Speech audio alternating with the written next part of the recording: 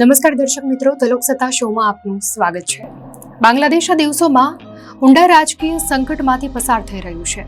બાંગ્લાદેશની વચગાળાની સરકારના ચીફ મોહમ્મદ યુનુસે રાજીનામું આપવાની ધમકી આપી છે.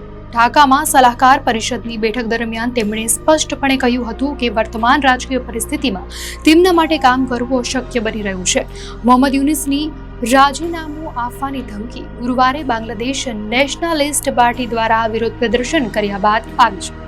અને એક દિવસ પહેલા જ બાંગ્લાદેશના army chief general વકાર uz ઝમાને Mohammad યુનુસને કડક ચેતવણી આપતા ડિસેમ્બર સુધીમાં ચૂંટણી કરાવવાનું અલ્ટિમેટમ આપ્યું હતું.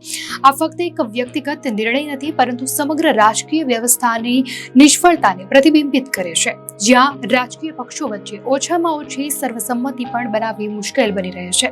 યુનુસનું નિવેદન કે તેઓ બંધક જેવું અનુભવે છે તે દેશમાં અસ્થિરતા દર્શાવે છે.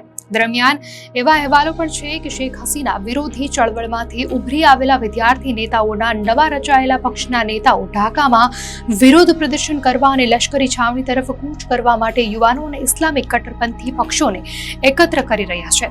યુનુસના રાજીનામાની ચર્ચાને આર્મી ચીફ વિરુદ્ધ આંદોલન શરૂ કરવાની યુક્તિ તરીકે જોવામાં આવી રહી છે. બુધવારે અધિકારીઓને સંબોધિત કરતી વખતે આર્મી ચીફ સ્પષ્ટપણે કહ્યું કે દેશ અંગેનો નિર્ણય ફક્ત ચૂંટાયેલી સરકારે જ લેવો જોઈએ. મોહમ્મદ યુનુસની રાજીનામું આપવાની ધમકી નાટકીય રીતે ત્યારે સામે આવી છે જ્યારે બીએનપીએ વચગાળાના સરકારના સલાહકારો મહફૂઝ આલમ, શોજીબ ભુયાન અને રાષ્ટ્રીય સુરક્ષા સલાહકાર ખલીલુર રહેમાનને હટાવવાની માંગ કરી છે. આ દરમિયાન ગુરુવારે મોડી સાંજે નવી રચાયેલી નેશનલ સિટીઝન પાર્ટીના કન્વીનર નાહિદ અસલામ મોહમ્મદ યુનુસને મળ્યા.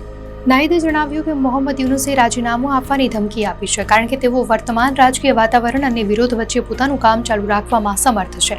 યુનુસ માત્ર રાજકીય પક્ષો જ નહીં, પરંતુ વિદ્યાર્થી સંગઠનો અને સામાન્ય લોકોથી પણ ઘેરાયેલા છે.